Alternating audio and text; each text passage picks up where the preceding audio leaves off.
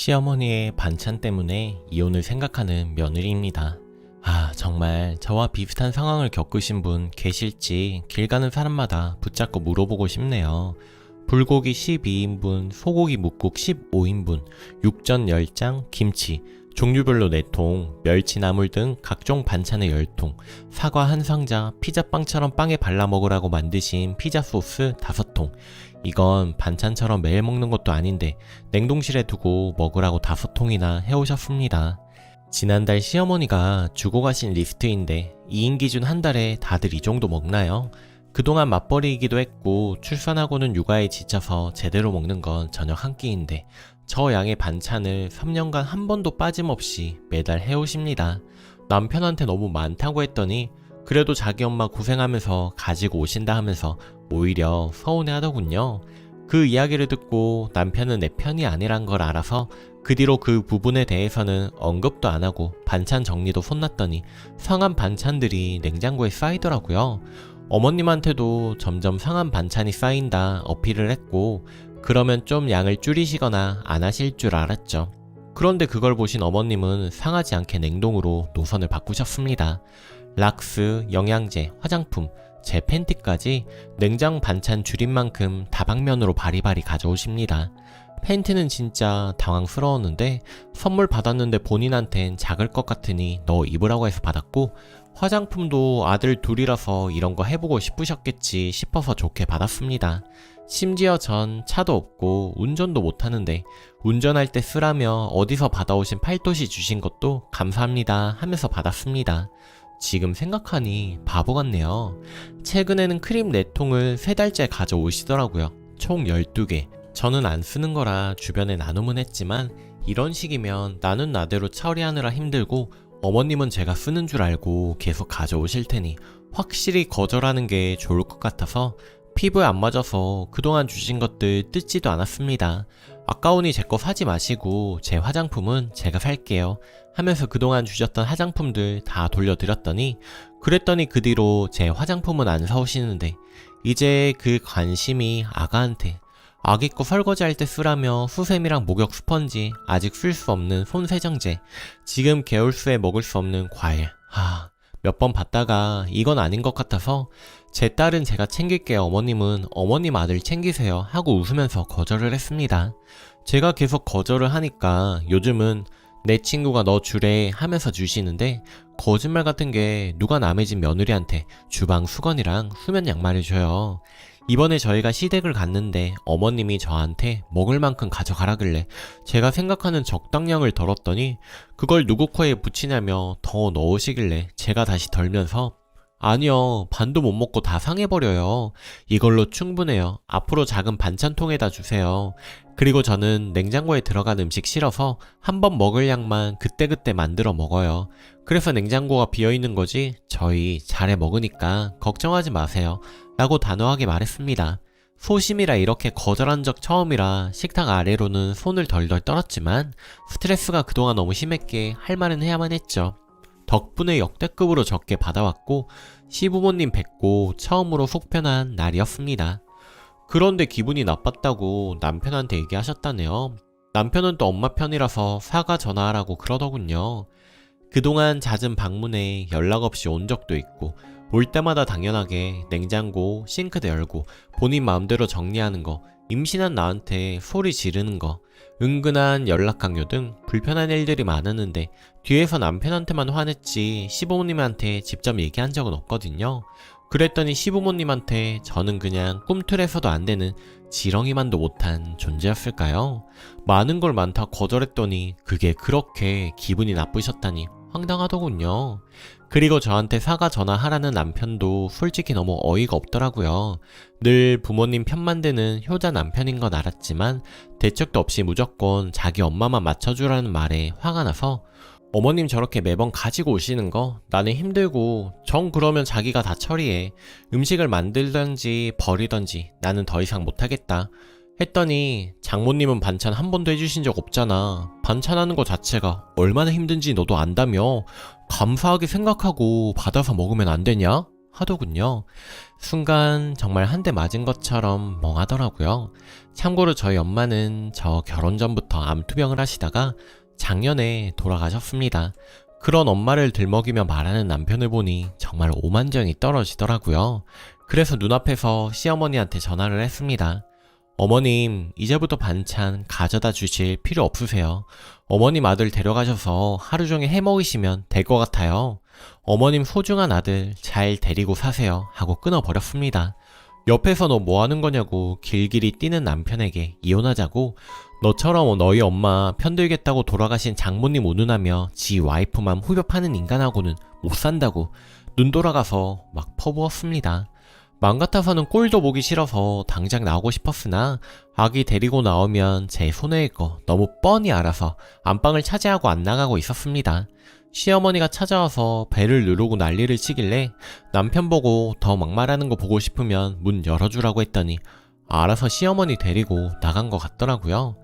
이혼하려고요. 돌아가신 우리 엄마 마음이 아플 것 같아 이 결혼 유지 못할 것 같습니다. 반찬 시작으로 이혼이라니 진짜 헛웃음만 나오네요. 후기. 시어머니 반찬 때문에 이혼한다고 했던 사람입니다. 말씀드렸듯이 집안이 발칵 뒤집혀졌고 시어머니 데려다 주러 갔던 남편은 시댁에서 하루 자고 다음날 들어오더라고요. 서로 마음이 좀 진정이 되었고 남편이 저한테 미안하다고 하더라고요. 자기 엄마 입장만 생각하다가 해서는 안 될 말을 했다고 무릎 꿇으며 사과를 하더라고요.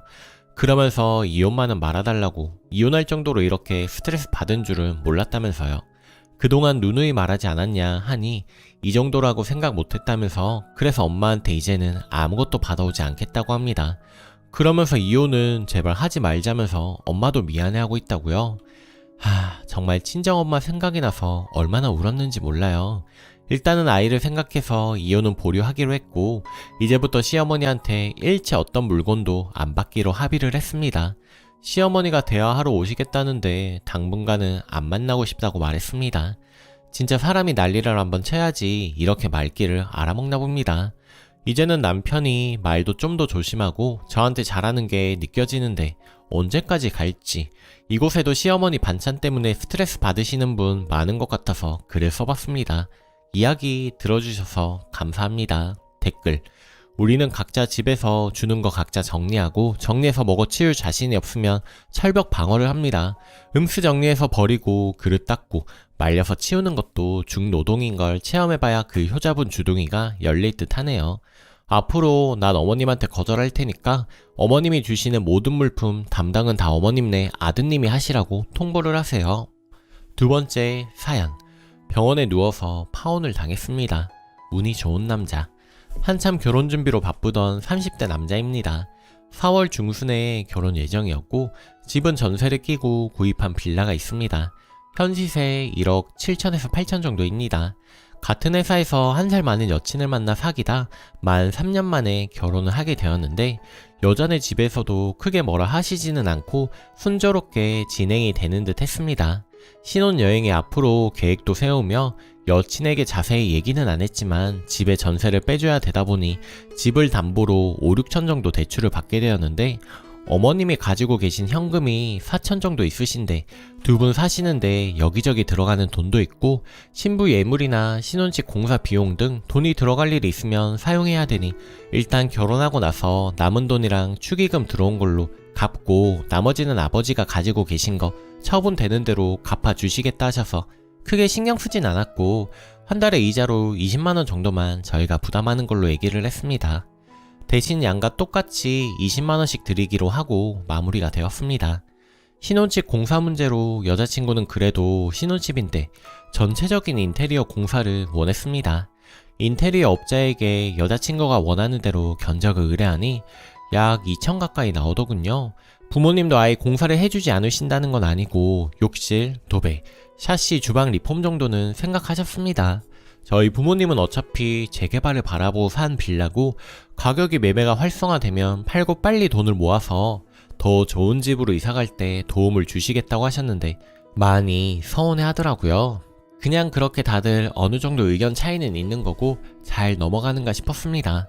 웨딩 촬영도 하고 신혼여행 준비도 어느 정도 마무리가 되고 예물도 맞추고 그런데 보름 전쯤 친할머니가 돌아가셔서 모든 스케줄은 잠시 중단된 채 5일째가 지나고 몸에 몸살 기운에 복통이 있어 누워있는데 여자친구 부모님께 호출이 왔더라고요. 여자친구한테 지금 몸이 너무 안 좋으니 하루 이틀 후에 찾아뵈면 안 되겠느냐 물었지만 무슨 큰일이 날 것 같은 분위기라 아픈 몸을 이끌고 여자친구네 집에 도착했는데 어머님 아버님 두 분 모두 재 지은 사람 보듯이 쳐다보시더니 왜 신혼집에 대출은 무슨 말이냐부터 시작하더니 이제 시작하는 자식들한테 빚지고 시작하게 하는 부모가 어디 있느냐며 제 집에 대출 받은 거 보면 너희 집에도 빚이 있는 거 아니냐며 의심이 끝도 없이 늘어나는데 대출 받은 금액은 얼마며 저희 집 빚이 있는지 등기부 등본까지 떼어오시라고 하다못해 어머님이 결혼 예물로 해주시는 다이아 진주 세트도 빚이 아니냐며 말씀까지. 참고로 매형이랑 누나가 보석종 매장을 하고 계셔서 700~800만원 정도 한 것 같습니다. 할 말이 없더라고요. 여자친구는 옆에서 아무 말 없이 앉아만 있고 억울하기도 하고 그럼 부모님들이 원하시는 대로 원하시는 거 떼어와서 오해 풀어드리겠다고 나와서 집으로 왔는데 여자친구 또한 왜 결혼 날짜 잡을 때까지 그런 대출 받은 걸 얘기 안 했냐며 절 믿을 수 없다는 듯이 말하는데 부모님이 갚아주시기로 하신 거라고 해도 부모님을 자기가 어떻게 믿냐는 말에 그냥 돌아왔는데 그 다음날 배가 너무 아파 병원으로 실려가게 되었고 CT 촬영 결과 장폐색증이란 진단과 바로 수술에 들어가야 된다는 말에 수술을 하고 나왔는데 그 다음날 아버님한테 걸려온 전화에 장인어른 되실 분이 인연이 아닌 것 같다고 파혼을 얘기하시더랍니다. 아버님도 그 대출 문제는 간단히 들으셔서 저희 집 등본부터 통장 사본까지 모두 보여주겠다고 말을 했는데도 파혼을 얘기하시는 거 보고 저희 아버지는 아픈 아이 두고 그러지 말고 몸이나 추술이면 얘기하자는 말도 거절하시더군요. 여자친구는 그 이후 저에 대한 믿음이 없어졌다는 말뿐 차갑게 돌아섰고 병원에 누워 파혼을 당했습니다. 참고로 대출부터 집공사 모두 부모님께 신세를 지게 된 건 이제까지 모아놓은 돈을 집 사는데 쏟아 부은 터라 현재 가진 돈이 1000만원 안팎뿐이에요. 차 사는 것도 미루며 나름 모았다고 생각을 했는데 많이 모자르더라고요. 그리고 저희 집은 아버님 어머님 연세가 있으셔서 일은 안 하시지만 두 분 장사하시면서 연금 부어놓으신 거랑 모아놓으신 돈 약간, 그리고 지금 살고 계신 집이 종로의 단독주택인데 한옥이라 시에서 보상으로 매입해주는 가격이 8억 안팎 정도인 걸로 알고 있는데 할머니도 돌아가시고 저도 장가가면 집이랑 이것저것 처분하시고 10억 좀 안 되는 돈으로 조그만 빌라 하나 사서 두 분이 사시고 나머지 월세 받아 생활하실 계획이십니다. 노후는 두 분이 알아서 준비해 놓으신 편이고 오히려 집 팔고 저희 이사 갈 때 모자르는 건 좀 보태주실 생각입니다. 여자친구 집은 아버님이 예전에 사기를 맞으셔서 재산을 다 날리시고 공사일까지 하시며 벌어서 사놓은 1억 정도 하는 빌라가 전부이고 지금 하시는 일도 시에서 운영하는 건물 관리 해주시며 한 달에 얼마 안 되는 월급으로 두 분이 생활하시고 계시는 상황에 아들은 없으시고 딸만 둘입니다. 아무래도 몇 년 후부터는 어느 정도 도움을 드려야 될 것 같은 상황. 저희 아버님은 저희 집 등본부터 모든 통장 사본, 주식, 서산의 땅 문서, 서해안 고속도로 개통 전 주위에 건유로 사놓으셨는데 크게 오르지는 않고 돌산이라 건설 회사에서 골재용으로 5천 정도에 사려는 회사들이 있던 걸로 아는데 그때 당시 산 가격에 팔면 등록세니 세금 낸 거 오히려 손해니 그냥 가지고 계시기로 한 조그마한 산이 하나 있습니다. 모두 만들어 놓으셨더라고요. 몸 추스리면 가져다 저 억울한 거나 풀고 오라시는데 사실은 아버지가 앞에서 힘든 내색은 못하시고 끙끙 앓으신 것 같더라고요. 정말 묻고 싶습니다. 제가 그렇게 잘못한 건지 여자친구 예단, 혼수, 결혼비용 모두 합쳐 5천도 안 되는 돈으로 결혼하는 게 모자른 건지 제가 설사 빚을 갚아야 하더라도 1억 7천 중에 2, 3천을 대출받아 시작하는 게 부족한 건지 정말 모르겠습니다. 그리고 파혼 당했다는 것보다 수술하고 아픈 사람 그렇게 떠나갈 수 있는 건지 3년이란 시간 동안 그래도 사랑했던 사람에게 받은 배신감 때문에 아무리 아무렇지 않은 척해도 가슴이 휑합니다. 후기. 방금 킥 하나 받아서 봤더니 제가 줬던 물건들이 들어있네요. 집에 컴퓨터 고장났다길래 쓰던 노트북 결혼할 때까지 쓰라고 줬던 거랑 버버리 가방이랑 커플링, 목걸이, 발찌에 옷들은 다 어디 갔는지 모르지만 연락은 받지도 않고 뭔가 대화를 해봤으면 하는데 카카오톡 문자 아무런 답도 없더니 킥 보낸다 한마디에 물건을 받고 나니 이게 뭔가 싶고 여기 여친 입장을 듣고 싶다는 분들이 계신데 얘기를 더 하자면 그전부터 아파트에 살고 싶다는 얘기도 했었고 집이 마음에 안 들어하는 것도 있었습니다. 그리고 아버님이 사기 당하시고 방 2개짜리 월세에서 생활을 했던 터라 집에 대한 욕심이 좀 있던 것도 있고요. 그런데 그렇게 중요한 문제를 얘기 안 했다는 게 가장 큰 것 같았습니다. 대화 자체를 피하고 있어서 더 이상은 자세히 물어볼 수는 없지만 저를 믿을 수 없다는 거라고, 내가 이 상태인데 지금 당장 이렇게까지 해야 되냐는 말에도 넌 자기 잘못은 모르고 남 탓만 한다는 말뿐, 그리고 부모님이 안 갚아줄지 어떻게 아느냐는 분도 계시고 그 연세에 벌이가 없으면 안 갚아줄 수도 있다고 하시는데 아버님 연금에 어머님 고 환갑이시라 받으시면 두 분이 합쳐서 100만원 좀 넘으실 것 같고요. 그리고 지금 살고 계신 집이랑 이것저것 처분하시면 8, 9억은 되는 걸로 알고 있습니다. 그걸로 저희 동네에 조그만 빌라나 하나 사셔서 두 분이 사시고 남은 돈으로 오피스텔이나 원룸을 사셔서 월세 받으실 계획이고요. 그럼 한 달에 4, 500 이상은 수입이 되실 걸로 생각하고 계십니다. 그걸 제가 나중에 둘이 돈 좀 모으고 지금 집 팔고 이사갈 때 서울의 아파트 전세나 수도권의 아파트 사서 갈 때 좀 도와주실 계획이시고요. 그리고 그 대출받은 돈 지금 당장이라도 갚을 수는 있습니다. 제가 가지고 있는 돈이랑 어머님 가지고 계신 돈 하면 얼추 되는데 제가 가지고 있는 돈은 이제 결혼도 하면 10년씩 된 아반떼를 계속 끌고 다니기도 그렇고 차를 바꿀 생각이었고, 어머님이 가지고 계신 건 예물이랑 꾸미고 할 꾸민비도 있고 돈이 들 것 같으니 일단 결혼하고 나서 남은 돈이랑 부조금 1, 2천 정도는 나올 테니 그 돈이랑 해서 바로 갚을 생각이셨고요. 근데 이런 사실을 저도 이번에 좀 자세히 알게 된 거지, 저도 자세히까지는 알지 못했고 사실 부모님 재산이니 도와주시면 감사하지만 아니면 어쩔 수 없는 거니 물어보지도 않았습니다. 그리고 예단 예물 줄여서 갚으라고 하셨는데 저희 여자 쪽에 예단 500 받기로 한 거 말고 부모님 현물 예단이나 하다못해 옷 한 벌도 안 받으시겠다고 사양을 하셨습니다. 여자 예물 700 정도에 화장품 한복, 정장, 지갑, 가방은 신혼여행 이태리 계획이라 현금으로 3, 400 주시기로 하셨고 금 노리개, 쌍가락지를 준비하셨고요. 제가 받기로 한 건 그냥 현금으로 500 주신다고 하시더라고요. 한복, 정장, 시계, 반지하라고 그 외에는 저희 살림만 딱 하기로 했습니다. 신부한테 주는 건 저희가 어느 정도 생략하려고 했는데 어머님이 부모 없는 결혼하는 것도 아니고 본인이 능력되는 만큼은 해주시겠다고 하시고 예물할 때는 여자 것만 다 골라놓고 저한테는 처가에서 반지 해주시겠다고 얘기 없으시면 그냥 네 건 생략하라고 하셨었죠. 어찌됐든 내 능력이 좀 더 좋았으면 이런 일도 없었겠지만 이런 일들은 세세히 앞으로 계획을 설명하지 않은 제 탓이겠죠.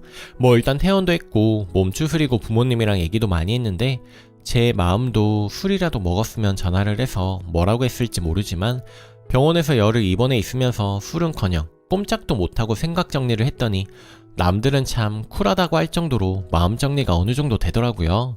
그래서 아버지가 떼어주신 서류를 들고 가서 보여드리고는 거기서 붙잡고 여친도 전화가 미친듯이 오는데 전화 안 받고 있습니다. 어머님 곧 환갑이신데 부모님 여행 보내드릴 생각이고요. 이젠 부모님도 어느 정도 진정되셨고 저만 잘하면 될 것 같습니다. 흔들리지는 않을 것 같습니다. 사람의 간사한 마음을 알아버려서 다시는 만나지 못할 것 같습니다. 정말 지옥에 입성했다가 여러분들 말들처럼 간신히 빠져나왔다고 오히려 생각이 드네요. 댓글 주신 여러분들 정말 감사드리고 많은 조언에 큰 용기와 도움이 되었습니다. 댓글: 당신은 헬게이트 입구까지 갔다가 빠져나오신 겁니다. 정말 축하드립니다. 정말 큰일 날 뻔하셨네요. 조상님이 도와주신 거네요. 오늘 제가 준비한 사연은 여기까지입니다. 오늘도 낭만캐스터와 함께 행복한 하루 보내세요. 감사합니다.